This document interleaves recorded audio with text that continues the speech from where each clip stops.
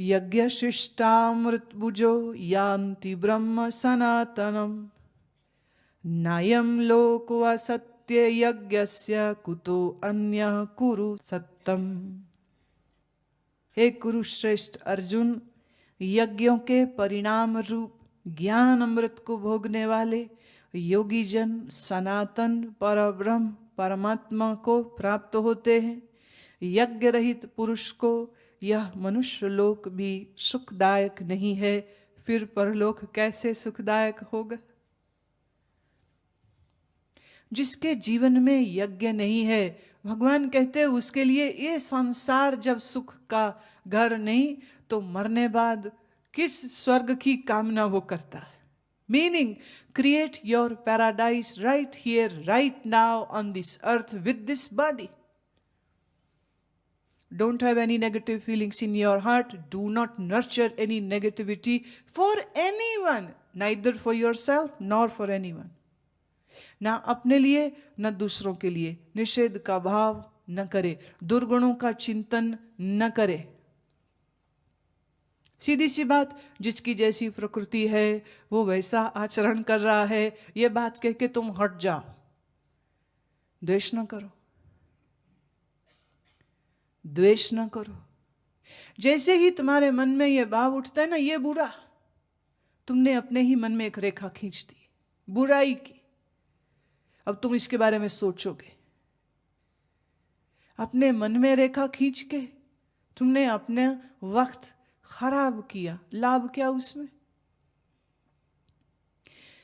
भगवान कह रहे हैं इन यज्ञों को, जितने यज्ञ वो पहले कह चुके हैं, इन यज्ञों को जो करते हैं उसके परिणाम स्वरूप वो इसी संसार में सुखपूर्वक जीते।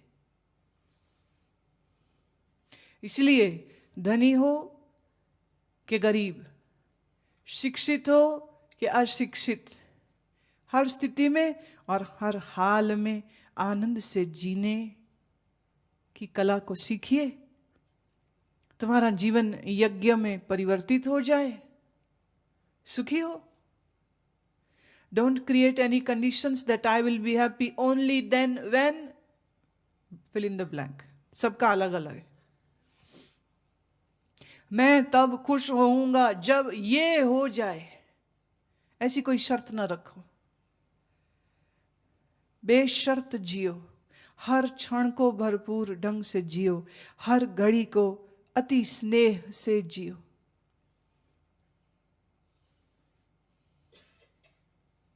आसक्ति रहित, आशा रहित, ममता रहित, संताप रहित जियो। हालांकि जैसे ही मैं बोलती हूं आशा रहित, कामना रहित, संताप रहित, तो तुम कहते हो अच्छा तो फिर जिए कैसे। यही तो मजा है, आशा रहित, कामना रहित, संताप रहित जियो। और जीने का वास्तविक मजा भी इसी में है। जब तुम अपने चित्त को लिपायमान नहीं करते हो, तब आप उस परम आनंद में स्थित रहते हो। तो जीवन को यज्ञ बनाओ, यज्ञ रूप तुम्हारा जीवन हो। खाना यज्ञ, पकाना यज्ञ, चलना यज्ञ, बोलना यज्ञ, द्रव्य यज्ञ, प्राण अपान के स्थिति को यज्ञ, इंद्रिय का विषय से निग्रह कर देना, अलग कर देना यज्ञ, इंद्रिय का विषय में चले जाना, भोग भोगना, ये भी यज्ञ, as long as it is being done without being attached with it. कहीं पर भी प्रभु ये नहीं कह रहे कि त्यागी गृहस्थियों से बड़े होते। गृहस्थी भोगी है, त्यागी ने भोग से छुट्टी पाई है। पर अगर ठीक ढंग से कर्ता भाव के बिना गृहस्थी है तो ये भी यज्ञ, त्यागी है तो ये भी यज्ञ, ब्रह्मचारी है तो भी यज्ञ, अष्टांग योग साधे तो भी यज्ञ, शास्त्र पढ़े तो भी यज्ञ, नाम जप करे यज्ञ। दूसरे शब्दों में, अगर जीने की कला पास में है तो तुम्हारा समूचा जीवन ही यज्ञ है।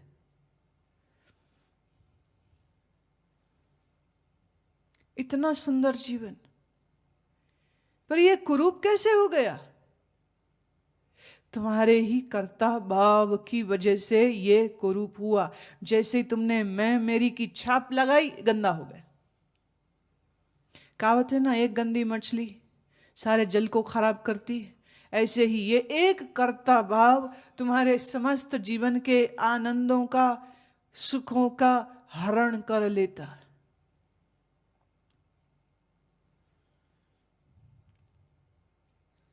आसक्ति रहित सब कुछ ईश्वर को समर्पित करते हुए करे, और इस पल में जो भी प्रसाद मिले उस प्रसाद को ग्रहण करे। ये ना कहे ये अच्छा नहीं, ये बुरा है, ये नहीं चाहिए, वो चाहिए। चॉइसलेस लिविंग, चुनाव रहित जीना। भक्त कहता है प्रभु तुम्हें याद करते, तू मिल जाए बहुत अच्छे, नहीं मिले तो भी अच्छे।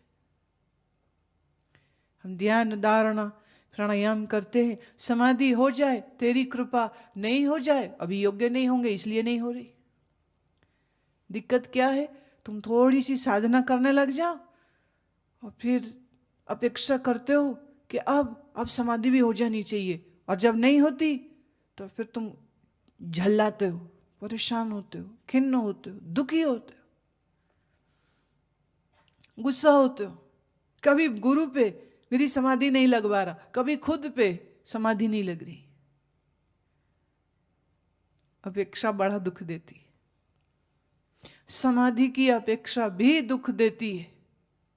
इसलिए ध्यान करे, जप करे, बिना अपेक्षा के समाधि हो जाए, बिना ऐसी किसी कामना के।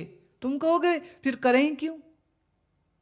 करे बगैर तुम रह नहीं सकते हो, करना तो पड़ेगा ही। तो अच्छा है सत्कर्म करे, होश से करे और आकर्ता भाव से करे।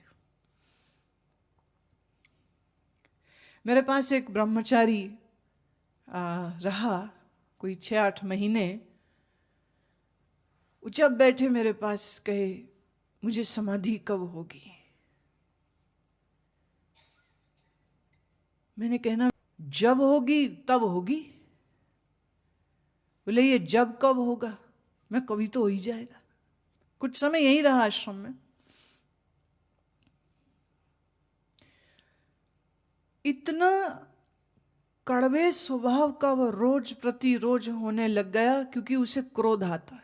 मुझे समाधि क्यों नहीं हो रही, क्यों नहीं हो रही, क्यों नहीं हो रही। एक दिन बैठा हुआ अपना हाथ से अपने माथे को पीटे, लग जा लग जा लग जा लग जा समाधि, लग जा लग जा लग जा। माथे पे हाथ मारे जोर जोर से, चपेट जैसे थप्पड़ कोई मार रहा है, थे माथे को पीट रहा है वो। खुल जा खुल जा खुल जा खुल जा, आज्ञा चक्र को जोर जोर से चीखे, खुलता नहीं।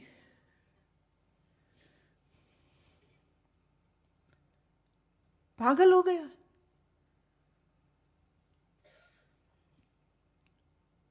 उसे बात करनी चाहिए तो बमुश्किल तो वो इस होश में आया कि वो मेरे सामने बात कर सके। मैं कहा तुम्हारी दिक्कत क्या है? कह रहा मैं लिख के देता हूं, मेरे जैसा श्रेष्ठ शिष्य आपको जिंदगी में नहीं मिला होगा, और यह मैं जानता हूं कि आप सर्वश्रेष्ठ सद्गुरु है, फिर मेरी समाधि क्यों नहीं होती? मुझे निश्चय है कि आप सर्व सामर्थ्य हैं, और मुझे यह भी निश्चय कि मेरे जैसा शिष्य आपने जीवन में कभी नहीं देखा होगा। मैं मेरे अहोभाग्य कि भगवान ने ऐसा चेला भेजा है जो छाती ठोक के घमंड से कह रहा है कि मेरे से अच्छा शिष्य आपको कभी मिला नहीं होगा। तो बताइए, मैं भी अच्छा, आप भी अच्छे, फिर मेरी समाधि क्यों नहीं हो रही?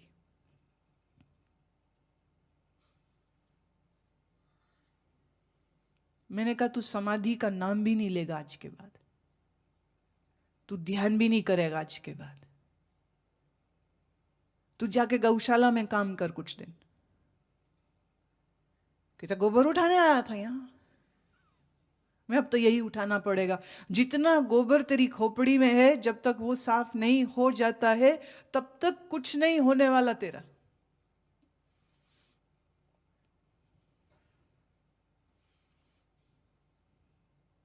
तीसरे दिन भाग गया वो।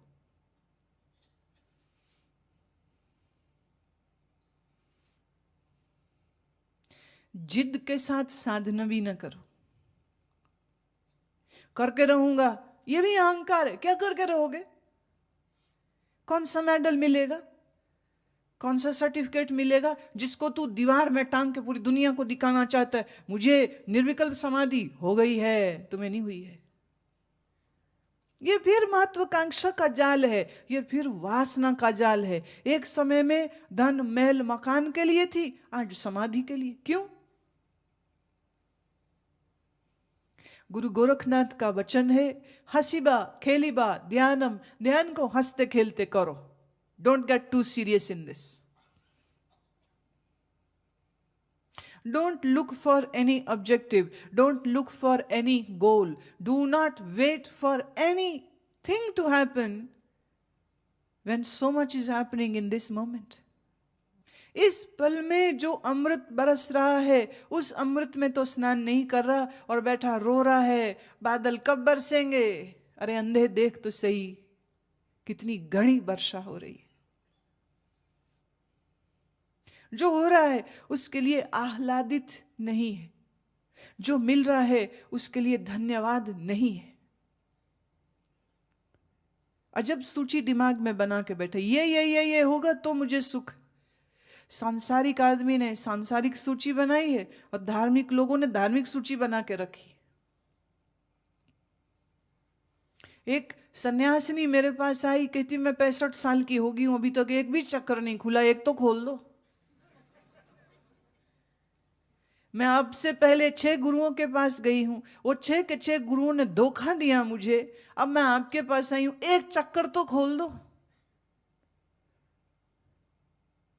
मैंने कहा उस चक्र को खोलने की चाबी तेरे ही पास है, पर अपनी ही महत्वाकांक्षा और क्रोध के कारण उस चाबी को तू देख भी नहीं पा रही है, और तेरे लिए मैं क्या करूंगी? मैं इतना ही कह सकती हूं, जो कुछ तुम चाहते हो वह सब कुछ तुम्हारे ही भीतर है, पर जब तक तुम उसे देखोगे नहीं, तुम कंगाल के कंगाल रह जाओगे।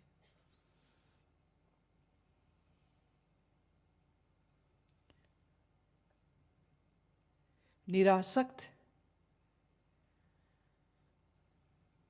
ममता रहित, संताप रहित, अपेक्षा रहित, चुनाव रहित अपने अपने यज्ञों में लगो। एवं बहुविधा यज्ञ वितता ब्राह्मणो मुखे, कर्मजान विद्धि तान सर्वानेवं ज्ञात्वा विमोक्ष्यसे।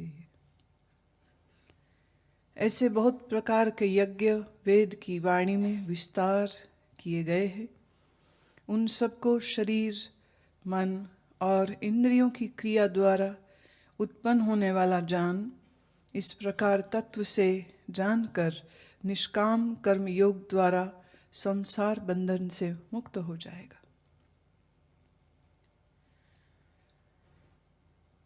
जिसका जीवन यज्ञ है, ऐसे व्यक्ति के द्वारा इस भूलोक में, इस पृथ्वीलोक में उसकी अनासक्ति, ईश्वर प्रणिधान,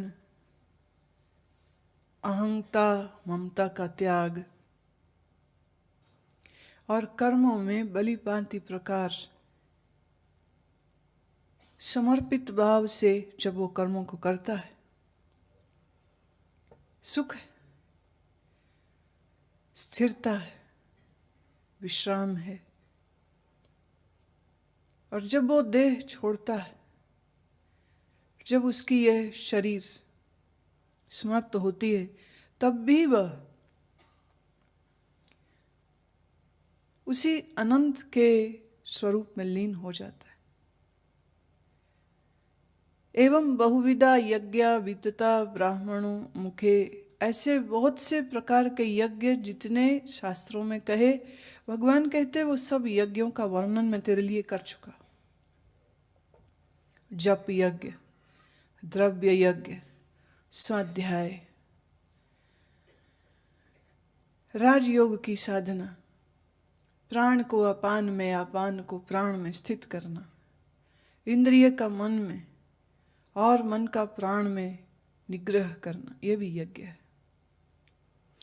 प्राण अपान का साक्षी होना, यह भी यज्ञ है। और सभी चेष्टाओं को ईश्वर के अर्पित कर स्वयं फल इच्छा त्याग कर अनासक्त होकर निष्काम कर्म कोई करे तो यह भी एक यज्ञ है। Krishna has given so many possibilities and varieties of yagnas. The issue is that you have to live your life with the choiceless awareness, where you surrender to the cosmic energy, where you are not a doer for a single moment.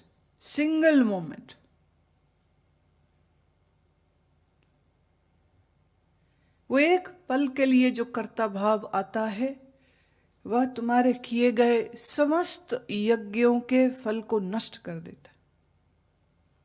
जप तप व्रत अनुष्ठान स्वाध्याय इत्यादि कुछ भी करे, पर अगर करने में ये भाव आया कि मैंने किया, ये साधन मैंने किए, तीर्थ मैंने किए, जप मैंने किए, सेवा मैंने की, एक क्षण के लिए भी आया हुआ कर्ता भाव तुम्हारे समस्त पुण्य फल को नष्ट करता है। कर्ता भाव से अहंकार की पुष्टि होती है और अहंकार युक्त व्यक्ति कभी भी आनंद में नहीं रह सकता। और फिर ये भी है, अहंकार से दबे हुए तमोगुण बाहर निकल आएंगे, रजोगुण बाहर निकल आएंगे, शांत प्रकृति वाला क्रोधी हो जाएगा।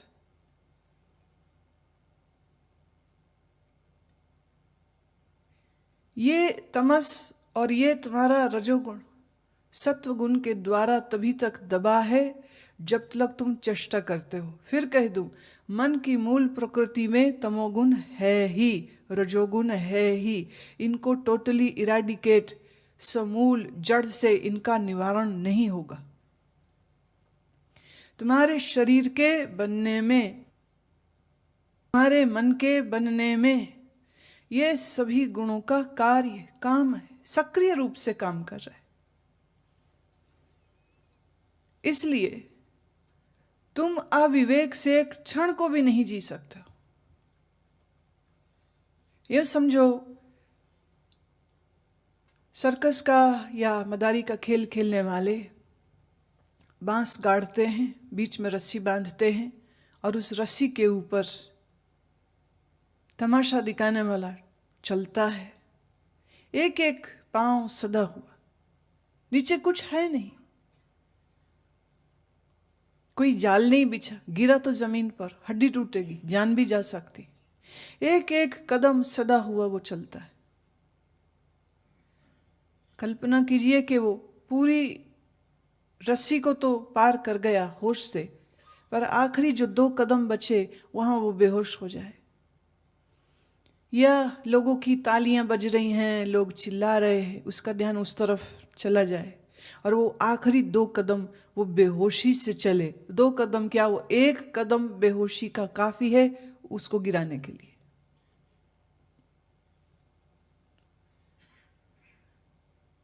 सेवा कर रहा है, जप कर रहा है, योग साध रहा है, पर हुआ बेहोश। मैं कर रहा हूं, इसका मैं उदाहरण देती हूं कि ये गलती तुम कितने मजे से करते हो और इसका एहसास भी तुम्हें नहीं होता है कि ये तुम गलत कर रहे हो।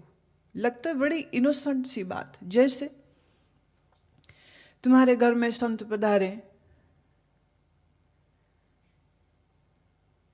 या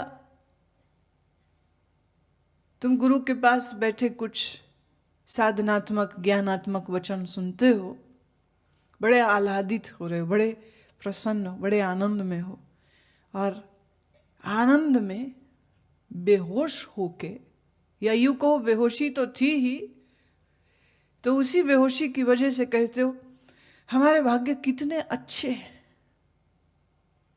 गुरु घर में पधारे, संत घर में पधारे। हमारे भाग्य कितने अच्छे हैं कि हम इस समय बैठ करके दर्शन कर रहे, सत्संग सुन रहे, ध्यान कर रहे। कितने बार तुम्हें यह विचार आया? कितने बार तुमको ये ख्याल आया?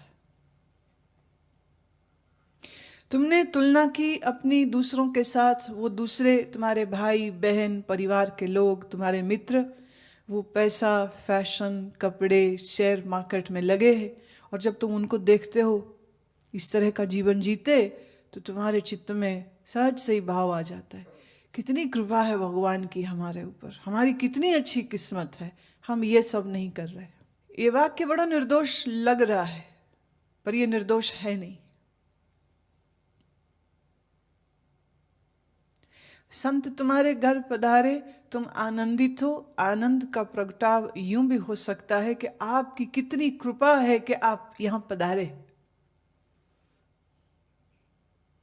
तो तुम कहते हो हमारे भाग्य कितने अच्छे हैं, कि माने हमारे भाग्य के जोर की वजह से तुम यहां पर हो।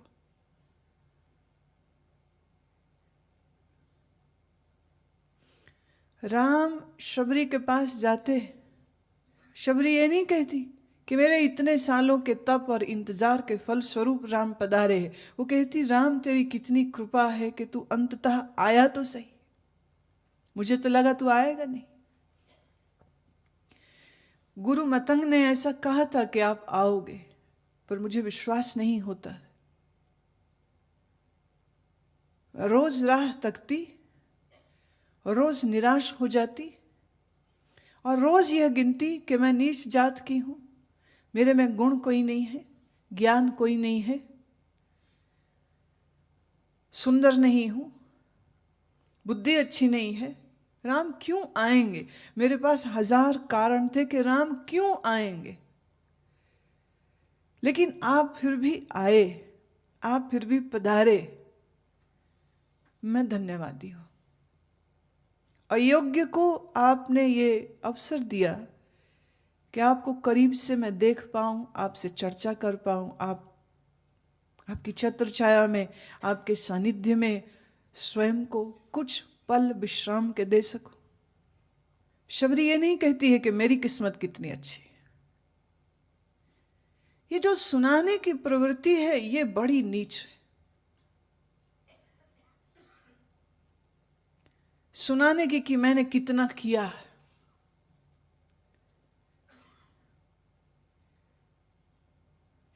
प्रवृत्ति यह होनी चाहिए कि तुम हर समय यह विश्लेषण करो कि ईश्वर ने तुमको ऐसे सुंदर अवसर दिए कि तुम सुंदर वातावरण में, दिव्य वातावरण में रह पा रहे हो। उसमें भी ईश्वर की कृपा देखनी चाहिए। वहां पर भी तुम अपनी अहमता को आगे ले आते हो। मेरी किस्मत अच्छी, मेरे भाग्य अच्छे, या मैंने इतने यत्न किए इसलिए हो रहा। और ये तुम्हारी मैं का भाव तुम्हारे किए गए उन शुभ कर्मों को, उन सत्य कर्मों को, उन सत्कर्मों को, उन धार्मिक कर्मों को निष्फल कर देती।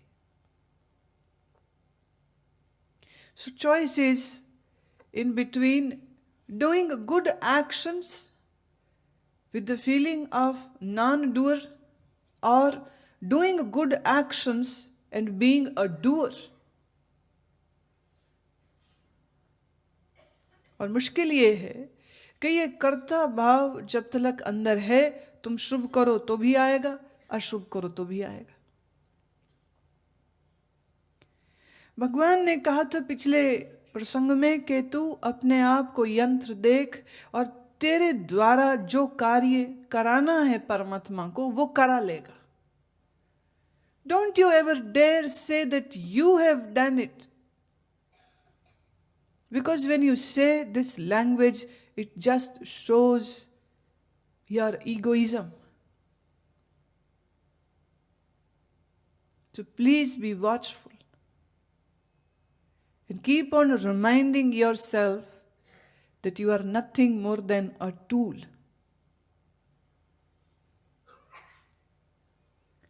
श्रेष्ठ कर्म करने का संकल्प भी जिसके नहीं, कामना जिसके नहीं, वही योगी।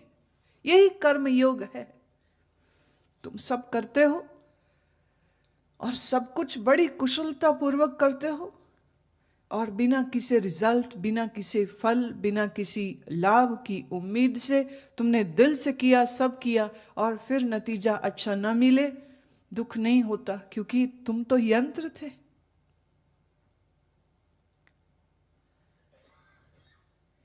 देह, मन, अंतःकरण को ईश्वर के अर्पित करके फिर ईश्वर की ही प्रेरणा से जो चित्त में संकल्प उठे, उन संकल्पों को कर्म में बदले।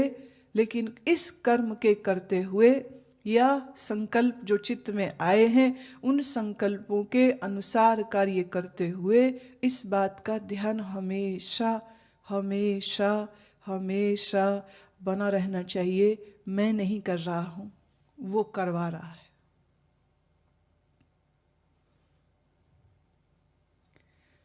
जो बेईमान है वो ये कहते हैं कि इसका अर्थ ये हुआ कि अगर कुछ गलत, बुरा, अपराध होता है तो वो भी ईश्वर ही करा रहा है।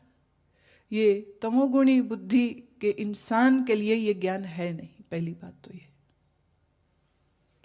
जिसके लिए शरीर ही सर्व साधन और सर्व भोगों का घर है, जिसके लिए मानव जीवन सिर्फ मजा लूटने का साधन है, ये ज्ञान उन लोगों के लिए है ही नहीं। और जो लोग ये सोचते हैं या इस तरह का प्रश्न उठाते हैं, वो इस प्रश्न के माध्यम से बात स्पष्ट कर देते हैं that they are at a very lower level. तभी ये बात कह रहे कि डाका, हत्या, बलात्कार, जेब कतरी, रिश्वतखोरी, ये भी ईश्वर ही करा रहा है, क्योंकि ईश्वर ने जो प्रेरणा दी, मेरे मन, बुद्धि और शरीर ने वो कर्म कर दिया। बहुत खतरनाक होते हैं ये ज्ञान के सूत्र जब अज्ञानियों के हाथ में आ जाएं। मैंने पहले भी कहा था, फिर कहती हूं, गुरु हरगोबिंद के शिष्य सुथरे शाह, और सुथरे शाह की एक दिन शिकायत लगी कि ये संगत के लोगों से उधार लेता है, सत्संगी जितने आते हैं गुरु भक्त, उनसे उधार लेता है, खा जाता है, वापिस नहीं करता है, और जब कहो कि वापिस लौटा तो आंखें से आंखें दिखाता है। शिकायत भरे दरबार में लगी, कोई चुगली नहीं थी, और ये बात बहुत दिन से तड़प रहे थे सब लोग गुरु के कान तक पहुंचाने को। आज जब मौका मिला, एक आदमी ने शिकायत की और दर्जनों दर्जनों हाथ उठ गए कि इसने हमसे भी लिया, हमसे भी लिया, हमसे भी लिया, हमसे भी लिया। सुथरे से गुरुदेव ने पूछा, क्या तुमने ये कर्म किया है? सुथरा बड़े मजे से, बिना किसी बेईमानी या लगाव या छुपाव के कहते, हाँ महाराज मैंने किया है। पर जिस तरह से वो कह रहा है और जो उसके चेहरे पर भाव थे, वो भाव इतने निर्दोष कि उसके संतत्व पर कोई उंगली नहीं उठा सके। गुरु ने कहा, ऐसा क्यों किया तूने? सूत्र ने कहा, महाराज आपका ही तो हुक्म है, मैं हुक्म पाल रहा था। गुरु भी चकरा है, ये बोल क्या रहा है? गुरुदेव ने कहा, बात स्पष्ट करो। मैंने कब कहा? सूत्र कहते, गुरुदेव रोज सुबह आपकी ही वाणी है, जप जी, और हम रोज पढ़ते, कहते ले ले मुख कर पाए। कितने ही हैं जो ले लेके मुकर जाते हैं, इनकारी हो जाते हैं। तो आपकी ही इस वाणी का मैं अमल कर रहा था। गुरु हंसे, बोले, ये पंक्ति तूने आदि पकड़ी, इसके बाद की पंक्ति क्या है? कहते मूर्ख खाई खाए। मूर्ख है जो ले लेके यूं खाता है। सूत्र ने हाथ जोड़े, कहते बंदा परवर, अकल छोटी है, दिमाग छोटा है, एक समय में एक ही पंक्ति का अमल कर सकता। तो फिलहाल इस पंक्ति का अमल कर रहा हूं, केते ले ले मुक्कर पाए, सो लेता हूं, और जब कोई पूछता है, वापसी मांगता है, मैं मुकर जाता हूं। गुरु हंसे, क्योंकि वो जानते हैं सुथरा कुछ गलत कर ही नहीं सकता है। जो समर्पित है, जो अपने गुरु के लिए तन मन प्राण अर्पित कर चुका है, उसके अंदर स्वार्थ होता कहाँ है? वो अपनी किसी वासना की पूर्ति के लिए कुछ तब करे जब कोई वासना हो। जिसके वासना नहीं, जो निर्वासनिक है, जो कामना शून्य है, उसके द्वारा कभी कुछ गलत हो ही नहीं सकता, नॉट पॉसिबल। गुरुदेव ने कहा, जरा ब्यौरा देगा ये सब तुमने जो करतब किए हैं, इसके पीछे कारण क्या है? सूत्र ने कहा, गुरुदेव बात कुछ नहीं है, हमारे यहाँ बहुत से ऐसे सत्संगी आते हैं जो आपसे प्रेम का ढोंग करते हैं और यहाँ आए हुए धनी लोगों से धन ले लेते हैं और फिर वापस नहीं करते, और जिसके पैसे चले जाते हैं वो बेचारे डर के मारे कुछ बोल ही नहीं पाते हैं, वो चुप रह जाते हैं। और ऐसे बहुत से किस्से हो रहे थे। कितने ही लोग यहाँ जो आते हैं उनको आपसे प्रेम नहीं, पर यहाँ जो साहूकार हैं, उन साहूकारों के सामने जब वो ये पाखंड करते कि हम भी गुरसिख, तू भी गुरसिख, मेरी मदद है, मदद कर, वो बेचारा अपने शिष्य धर्म का पालन करते हुए और ये सोच के मेरा गुरु भाई है, अपना है, कष्ट में है, दे देते, और ये बेईमान लोग वापस नहीं करते। तो उन सब पीड़ितों की फरियाद आप तक अगर सीधे पहुंचाता तो शायद ये वो लोग हैं जिनका बड़ा सम्मान है यहाँ पर, जिन्होंने बड़ी अच्छी इमेज अपनी बनाई है। इसलिए मुझे ये कौशल करना पड़ा और करके उकसा दिया मैंने इतनी बड़ी संख्या को कि वो सब अपने आप ही पहुंच गए। एक ने कहा, महाराज ये तो समझ लगी कि दूसरों के कष्टों को आप तक पहुंचाने के लिए सूत्रे ने ये खेल किया, पर वो पैसा कहाँ गया? सूत्रा कहता है, वो सब गुरु की गोलक में। जो पैसा लिया वो सारा यह गुरु की गोलक में, जो भेंट पात्र में, उसमें डाल दिया। सूत्रा तो फक्कड़ है, एक चोला एक झोला। सूत्रे के पास और कुछ है ही नहीं, न जमीन, न जायदाद, न संपत्ति। केते ले ले मुक्कर पाए। गुरु तो बहुत कुछ कहता है, पर इंसान अपनी बेअक्ली से उतनी ही बात को पकड़ के और उसका दुरुपयोग कर सकता है। यही गीता के श्लोकों का दुरुपयोग जाने कितने व्यक्ति और इसी तरह करते हैं कि भगवान करा रहा है, हम कर रहे। एक व्यक्ति सुबह नहीं उठा आसन करने को, दूसरों ने पूछा, भाई क्या बात है, उठा नहीं? बोले, भगवान की प्रेरणा यही थी कि आज सो,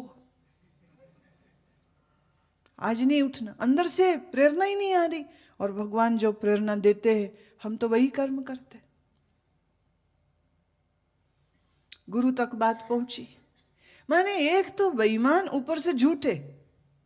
गुरु कहते, ठीक, अब जब ये खाने को आए, खाना नहीं देना। बोले, महाराज कब तक? बोले, जब तक हम ना कह दे। जंगल में आश्रम है, रसोई घर के अलावा और कहीं भोजन मिलने की कोई चांस नहीं है, कोई उपाय नहीं है। जब वो भोजन करने गया तो उसके लिए मनाही हो गई। दोपहर गया तो, शाम गया तो, एक दिन निकला, 2 दिन निकले, तीसरे दिन आते आते हालत खराब हो गई। वो बोले, मुझे बताओ तो सही, मुझे भोजन पे क्यों मनाही? तो जिनका कार्य था भोजन देना, उन्होंने कहा, अंदर से ईश्वर प्रेरणा नहीं दे रहे। ईश्वर कह रहे हैं कि इसको उपवास में रहना चाहिए। तो ये जो भगवद आकाशवाणी हो रही है, हम उसी का आज्ञा पालन कर रहे हैं। समझ लग गई? ये जो बेईमानी खेली थी, उस बेईमानी का ही प्रत्युत्तर मिला।